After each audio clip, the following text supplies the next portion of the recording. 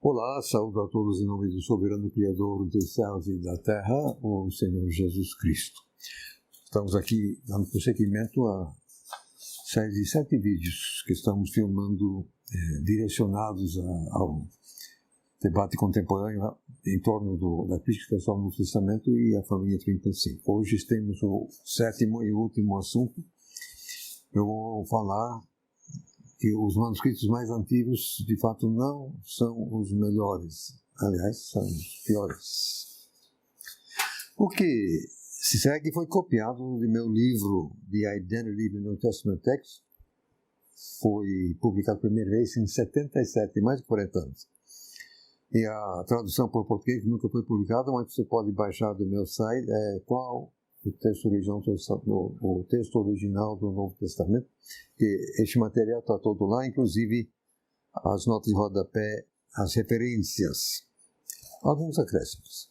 O John Burton reconheceu a probabilidade antecedente com essas palavras, citando: o testemunho mais antigo é provavelmente o melhor testemunho.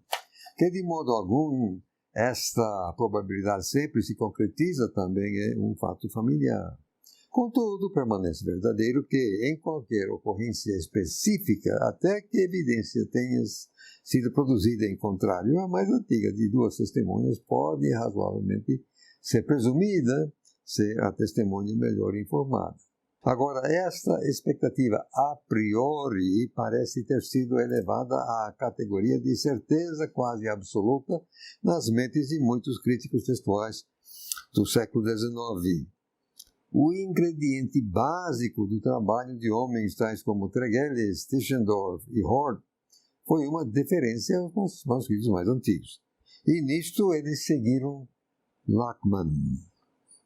Citando o erudito Zuntz, a melhor atestação, assim afirmou Lachmann, é suprida pelas testemunhas mais antigas, posicionando-se rigorosamente a favor do mais antigo e desconsiderando toda a evidência mais recente. Ele assumiu as consequências das observações de Bengel. O material que Lachmann usou poderia, com vantagem, ter sido aumentado, mas o princípio que o texto do Novo Testamento, parece como daquele de toda outra edição crítica, fecha parênteses, tem que ser inteiramente baseado sobre a melhor evidência disponível, foi de uma vez por todas estabelecido por ele. Notar que para esse erudito, Zuntz, o mais antigo é o melhor disponível, o que nós vamos rechaçar. Notar que Zuntz aqui claramente iguala a mais antiga à melhor. Ele evidentemente exemplifica o que Oliver denominou, citando a crescente crença que os manuscritos mais antigos contêm o texto mais próximo do original, fecha citação.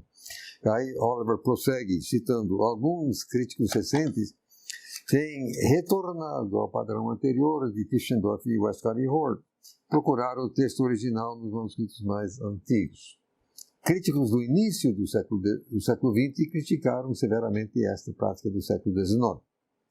O retorno tem sido motivado em grande parte pela descoberta de papiros que estão separados dos autógrafos por menos de 2 séculos, fecha aspas. Mas a evidência contrária está à mão. Já vimos que a maioria das variantes mais significativas já existiram até o ano 200. Portanto, antes do tempo dos manuscritos mais antigos hoje conhecidos.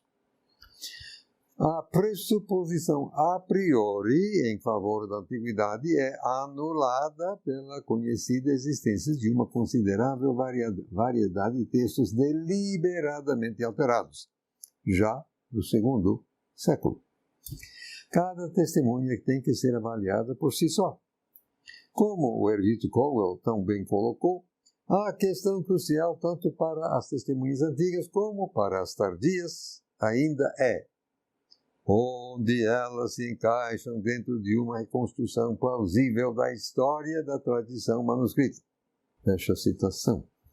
Geralmente concorda-se que todos os manuscritos mais antigos, aqueles sobre os quais nossos textos ecléticos, ditos críticos, são baseados, vieram do Egito. citando erudito Clark, quando o crítico textual olha mais acuradamente para os seus manuscritos mais antigos, a escassez dos seus recursos é mais completamente aprendida. Todas as testemunhas mais antigas, quer papiros ou pergaminhos, vêm apenas do Egito. Manuscritos produzidos no Egito, estendendo-se do terceiro século ao quinto, fornecem somente uma meia dúzia de testemunhas extensivas.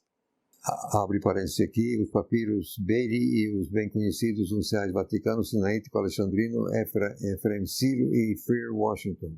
São eles. Agora, atualmente, os papiros Bodmer têm que ser acrescentados. Mas quais são as qualificações do Egito para se impor à nossa confiança? E quão sábio é seguir o testemunho de apenas um local? Quem achar convincente a história do texto aqui apresentado, que é o meu livro, colocará pouca confiança nos manuscritos mais antigos. E já nesta série de vídeos a gente já tratou da questão da qualificação. Quem era mais qualificado, e o Egito era simplesmente de longe pior qualificado. Agora vamos avaliar a qualidade dos manuscritos mais antigos, assim, essa qualidade julgada por eles próprios. Deixando de lado a história da transmissão do texto, os manuscritos mais antigos trazem as próprias condenações nas suas faces. Papiro 66 é largamente considerado o mais antigo manuscrito de algum tamanho. E a sua qualidade? Novamente, tomo emprestado o estudo de Cowell sobre os papiros 45, 66 e 75. Falando ele, aspas, da seriedade de intento do copista e das peculiaridades do seu próprio método básico de copiar, fecha aspas, ele continua, outra vez aspas, sobre estes últimos importantíssimos assuntos, nossos três escribas estão marcadamente separados. Papiro 75 e Papiro 45 seriamente tencionam fazer uma boa cópia, mas é difícil de acreditar que esta foi a intenção do Papiro 66. As quase 200 leituras sem sentido e 400 grafias itacísticas em Papiro 66 são evidências de algo menos de atenção disciplinada à tarefa básica. A esta evidência de descuido tem que ser adicionadas as leituras singulares cuja origem frustra a especulação. Leituras que não podem receber rótulo mais exato do que desleixo, que leva a diversificadas leituras variantes. Uma contagem apressada mostra Papiro 45 com 20 tais leituras, Papiro 75 com 57 e o Papiro 66 com 216. Isso leituras puramente descuidadas. Então, o Papiro 66, 66 é de longe o mais pior. Ou pior.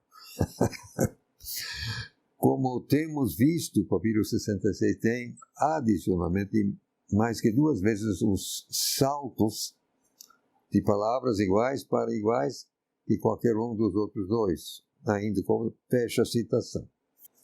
O estudo de Cowell levou em consideração somente leituras singulares, leituras não apoiadas por nenhum outro manuscrito. Ele localizou e revelou que Papiro 66 tem 400 ditacismos, mais 482 leituras singulares outras, 40% das quais não têm sentido, são totalmente sem sentido.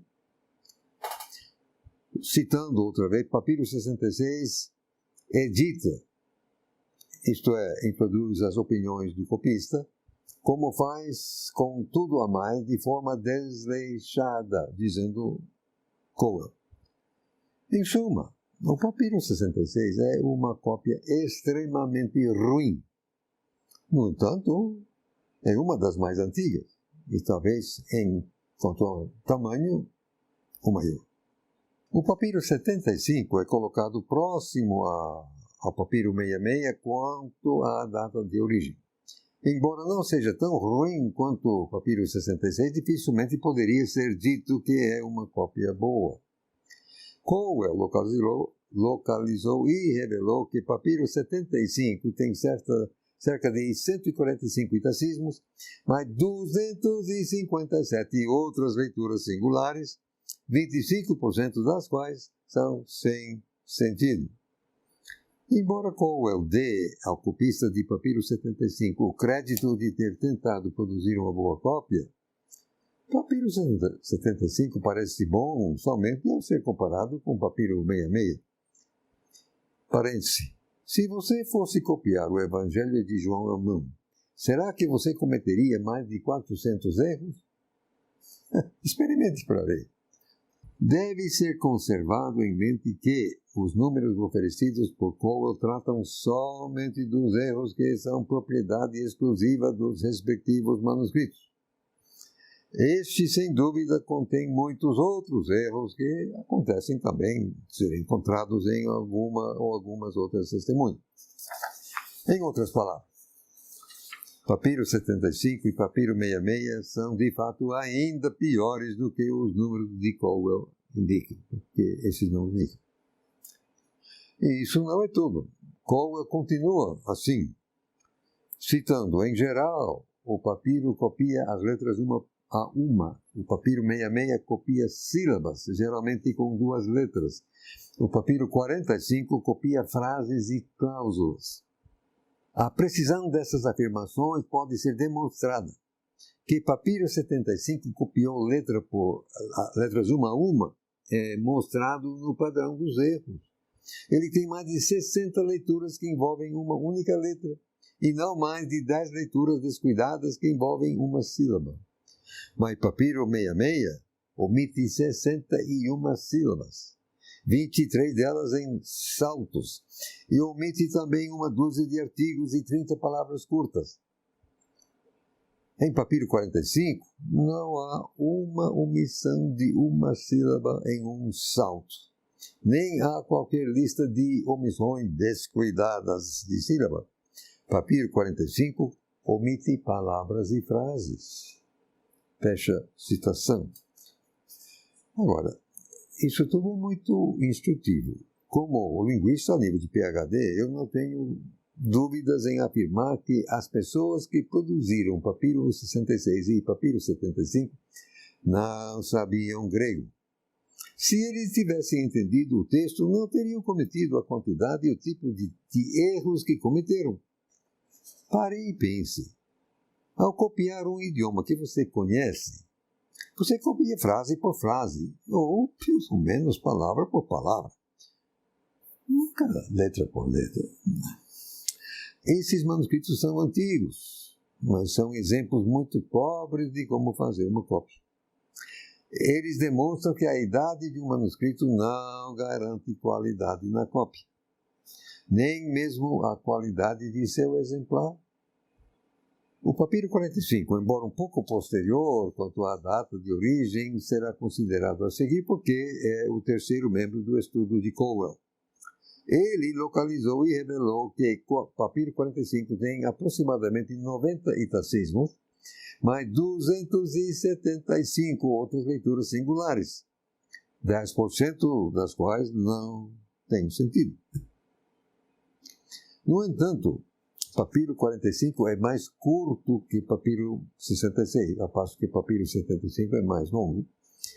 E assim não é comparativamente tão melhor quanto os números podem sugerir à primeira olhadela. Cowell comenta sobre papiro 45, citando, uma outra maneira de dizer isto é que, quando o copista de papiro 45 cria uma leitura singular, quase sempre ela faz sentido. Quando os copistas de papiro 66 e papiro 75 criam leituras singulares, elas frequentemente não fazem sentido e são erros óbvios. Assim, papiro 45 tem que receber o crédito, eu digo mau crédito, de uma densidade de mudanças intencionais muito maior do que os outros 2 manuscritos. Seguindo com a citação de Cowell, como um editor o copista de papiro 45 usou um machado afiado. O aspecto de seu estilo que mais chama a atenção é sua concisão. As palavras dispensáveis são dispensadas. Ele omite advérbios, adjetivos, substantivos, particípios, verbos, pronomes pessoais, sem qualquer hábito compensatório de adição. Frequentemente omite frases e cláusulas. Prefere as palavras simples às compostas. Em suma, favorece brevidade. Ele encurta o texto em pelo menos 50 locais, somente contando as leituras singulares. Mas não remove sílabas nem letras. Seu texto encurtado é legível. Até aí, Cowell. De especial significância é a possibilidade de afirmar com certeza que o copista de Papiros 45 deliberadamente e extensamente encurtou o texto. Agora, como ele concede o crédito de ter tentado produzir uma boa cópia? Ora, se por boa ele significa legível, pode ser. Mas se por boa nós aqui significamos uma reprodução fiel do original, então Papiro 45 é uma péssima cópia. Uma vez que Papiro 45 contém muitas alterações deliberadas, somente com certas reservas pode ser mesmo chamada de cópia. Ou chamado no caso. Papiro 46 é diferente, 45 já foi. 46 é considerado por alguns ser tão antigo quanto o Papiro 66. O estudo de Papiro 46 por Zuntz é bem conhecido. Citando, apesar de sua boa aparência foi escrito por um copista profissional e corrigido, mas muito imperfeitamente, por um perito, fecha parênteses. De modo algum, Papiro 46 é um bom manuscrito. O copista cometeu muitos erros grosseiros. Minha impressão é que foi sujeito a ataques de exaustão. Fecha a citação de Zuntz. Deve-se observar de passagem que o Códice B também é notado por sua boa aparência, mas não deve-se presumir, consequentemente, tratar-se de uma boa cópia. Zuntz diz mais, aspas, Papiro 46 está repleto de erros grosseiros de cópia, de omissões e também adições. Ele segue falando, outra citação, o copista que escreveu o papiro fez seu trabalho muito mal. De suas inumeráveis falhas, somente uma fração, menos que uma em 10, foi corrigida e mesmo essa fração, como frequentemente acontece em manuscritos, diminui progressivamente à medida que se aproxima do final do livro. Páginas inteiras foram deixadas sem qualquer correção, por mais que precisassem dela. Fecha a citação de Zuntz. O erudito Hosker também discutiu o grande número de omissões que desfiguram o Papiro 46. Por outra vez, Zuntz, ele diz, temos observado, por exemplo, que o copista de Papiro 46 foi descuidado e lerdo e produziu uma pobre representação de uma excelente tradição. Nem podemos atribuir a excelência básica desta tradição ao manuscrito do qual o Papiro 46 foi copiado. Parênteses, veremos que ele também era defeituoso, fecha parênteses, fecha a citação. É interessante notar que Zuntz se sente capaz de declarar que o exemplar de Papiro 46 também é defeituoso, mas que o Papiro 46 em si representa excelente tradição. É uma assertiva gratuita baseada na teoria de Hort. Incontestável é que Papiro 46, como se encontra, é uma cópia muito ruim. Aliás, péssima. Como o próprio Zuntz enfaticamente declarou. Courtauld diz a respeito de Papiro 47. Aqui é o terceiro. 47. Só tem o Apocalipse. Não precisamos mencionar o fato que o manuscrito mais antigo não tem necessariamente o melhor texto. Papiro 47, por exemplo, é de longe o mais antigo dos manuscritos que contém todo ou quase todo o texto de Apocalipse, mas certamente não é o melhor. Isso Courtauld.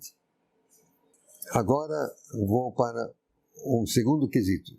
A qualidade dos manuscritos mais antigos, essa qualidade julgada entre eles próprios, entre eles, não sozinhos, mas entre eles. Quanto a Codex B e Codex Aleph, já registramos a declaração de Hosker que estes dois manuscritos discordam entre si mais de 3.000 vezes só nos 4 evangelhos, e isso sem contar diferenças de grafia nas palavras. Ora, a lógica simples impõe a conclusão que, acima de 3.000 vezes, um ou outro tem que estar errado. Isto é, eles têm mais de 3.000 erros entre si. Ora, se você fosse escrever os 4 evangelhos à mão, será que você conseguiria cometer 3.000 erros ou mesmo 1.500?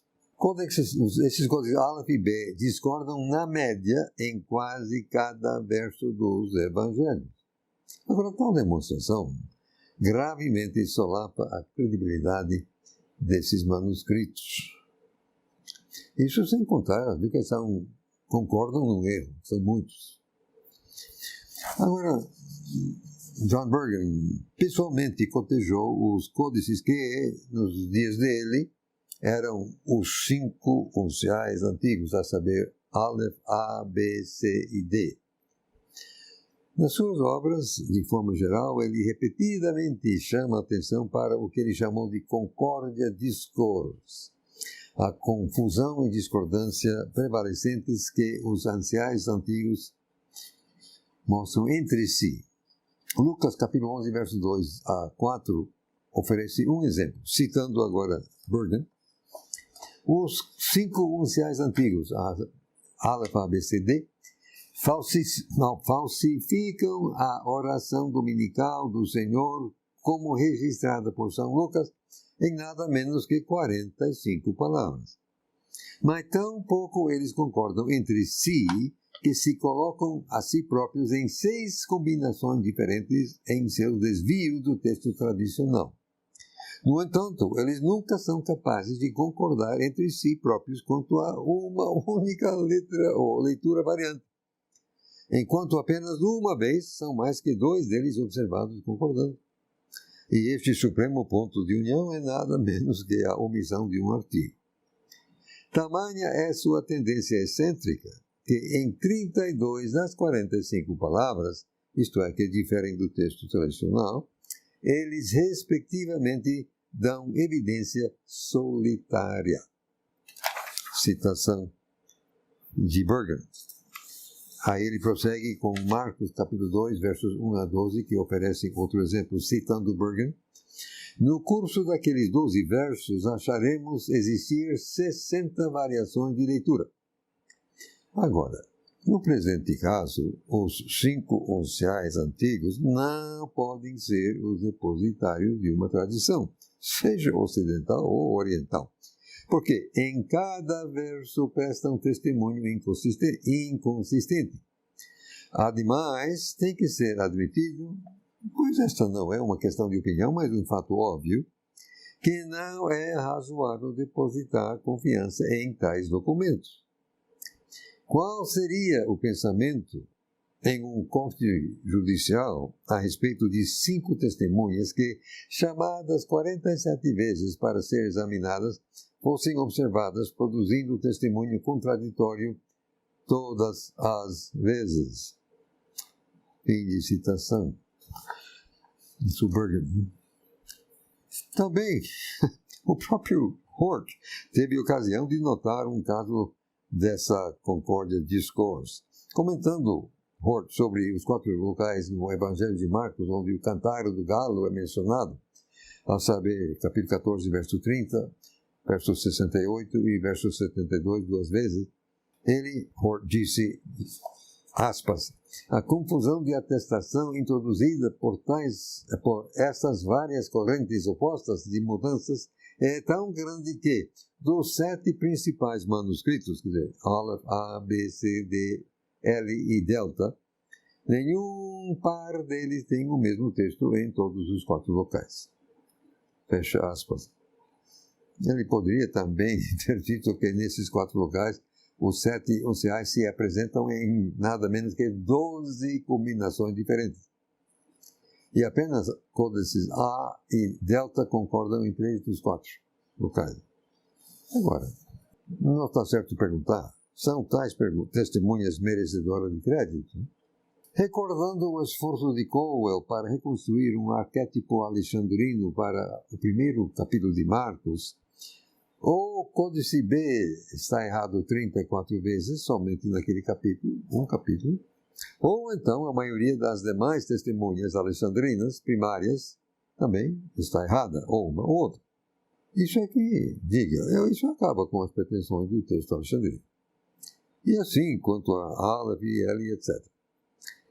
Ademais, o erudito Kenyon admitiu que Codex B está, aspas, desfigurado por muitos erros grosseiros no processo de copiar, fecha aspas. Isso Kenyon, que não era amigo do texto tradicional.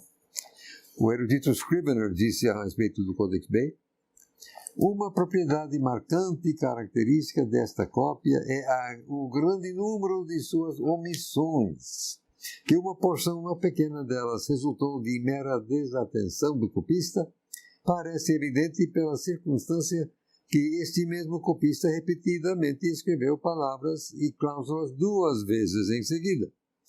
Uma classe de enganos que o erudito May e os cotejadores raramente consideraram dignos de registro, mas que de modo algum aumenta nosso apreço pelo cuidado empregado no copiar deste vulnerável registro do cristianismo primitivo. Fecha a citação de Scrivener. Por incrível que possa parecer, até mesmo Hort reconheceu que o copista de B, abre aspas, de modo algum alcançou um alto padrão de acurácia, fecha aspas, isso o próprio Hort. E o Codex Aleph é, por todos os lados, reconhecido ser pior que o Codex B, em todas as maneiras. Isso não depende da linha teórica, todo mundo está de acordo. Agora vamos para o Códice D, que representa o texto ocidental, supostamente. Fica numa classe sozinho. Disse o erudito Scrivener, que cotejou: o caráter interno do Códice Beza é um tema muito difícil e, na verdade, quase inesgotável. Nenhum manuscrito conhecido contém tantas interpolações ousadas e extensivas. 600 é dito somente no livro de Atos. O Sr. Harris, de curiosa evidência interna, como a existência no texto de uma tradução viciada que traz sinais de ter sido retraduzido a partir de uma tradução latina, o Harris infere que o grego foi fabricado a partir do latim. Isso o Codex D, ou Beza, o número 5. O Hort falou, aspas, da quantidade tremenda de erros que o Códice D contém, fecha aspas. E o John Bergen concluiu que o Códice D se aproxima mais de um Targum, isso é um comentário, do que de uma cópia. Então, até aí, a avaliação dos manuscritos entre si. Agora eu vou falar da avaliação da qualidade desses manuscritos mais antigos, essa avaliação feita pela Igreja Antiga.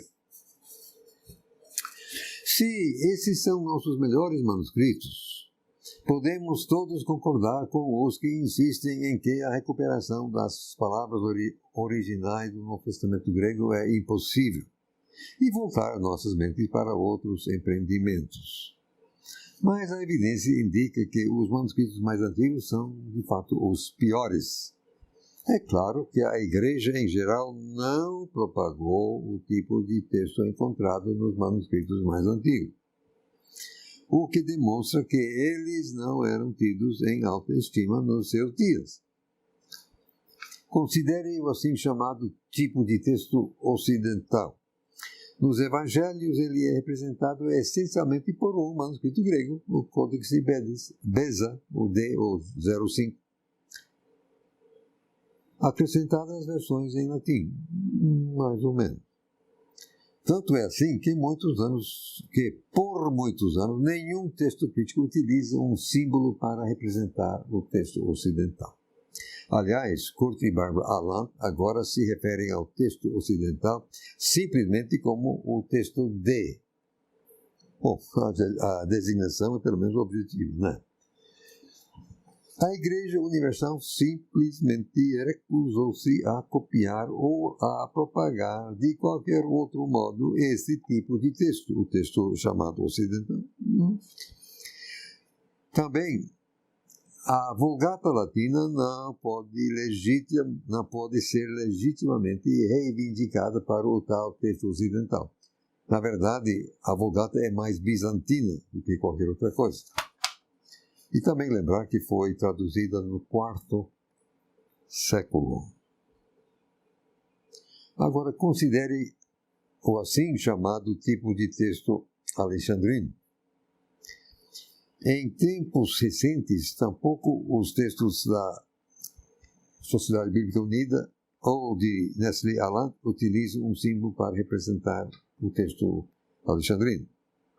Somente usam para o texto bizantino. O erudito Frederick Bessa cotejou e analisou 1.386 manuscritos para os capítulos 1, 10 e 20 de Lucas. Com base em mosaicos de leituras compartilhados, ele foi capaz de agrupar os manuscritos em famílias, sendo 15 grupos principais e 22 grupos menores. A um dos principais ele chama de egípcio, ou então alexandrino. Ele é constituído de precisamente 4 unciais e 4 cursivos, mais outros 2 de cada que são egípcios em um dos 3 capítulos. Arredondando para 10, temos meramente 10 manuscritos no total de 1.386, que seriam representantes do texto alexandrino. Isso é menos de 1%. E daí? Mas, novamente, a Igreja Universal simplesmente recusou-se a copiar ou, de qualquer outro modo, propagar aquele tipo de texto. Olha, Códice B não tem nenhum filho, 0. Códice Aleph também não tem nenhum filho, 0. De fato, o Codex Aleph é tão ruim que no decorrer dos séculos, algo como 14 pessoas diferentes trabalharam com ele, tentando consertá-lo. Mas ninguém o copiou. Relembre o estudo de Cowell, onde ele tentou chegar ao arquétipo do texto alexandrino no primeiro capítulo de Marcos, com base nos 13 manuscritos que se presumia representar esse tipo de texto. Eles eram tão díspares que Cowell descartou os 7 piores, jogou fora, e então tentou seu experimento usando os 6 remanescentes. Mesmo assim, os resultados foram tão ruins.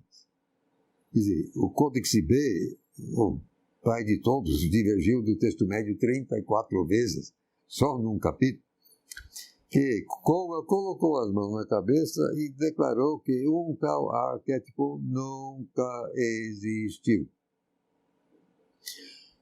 Se Cowell está correto, então o tipo de texto alexandrino não pode representar o autógrafo.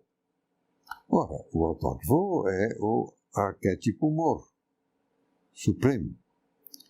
E ele realmente existiu. Então, para você representar, tem que ser também um arquétipo. E não existe arquétipo alexandrino. Agora, considere um detalhe a mais.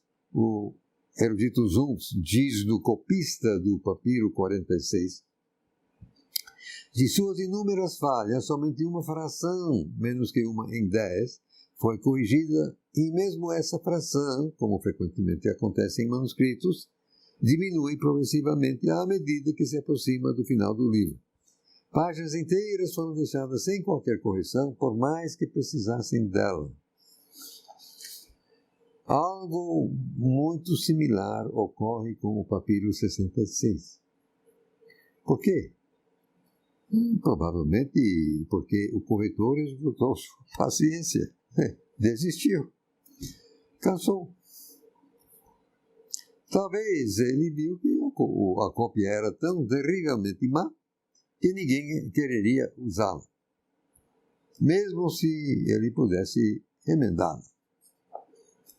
Também deve-se notar que, embora muitas colações e discussões de manuscritos ignorem erros de grafia, para uma pessoa no ano 250 desejosa de usar uma cópia para estudos devocionais ou o que fosse, erros de grafia seriam tão irritantes e distrativos quanto erros mais sérios. Uma cópia como o Papiro 66, com aproximadamente 2 erros por verso, cada verso 2 erros, seria detestada e posta de lado.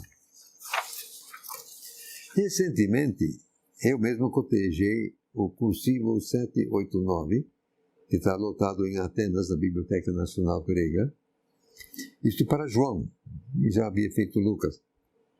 Embora o copista tenha cometido um erro ocasional, julgo que seu exemplar foi um representante quase perfeito da família 35. No entanto, 789, quer dizer, o manuscrito, está faltando João capítulo 19, verso 12 até o fim do livro.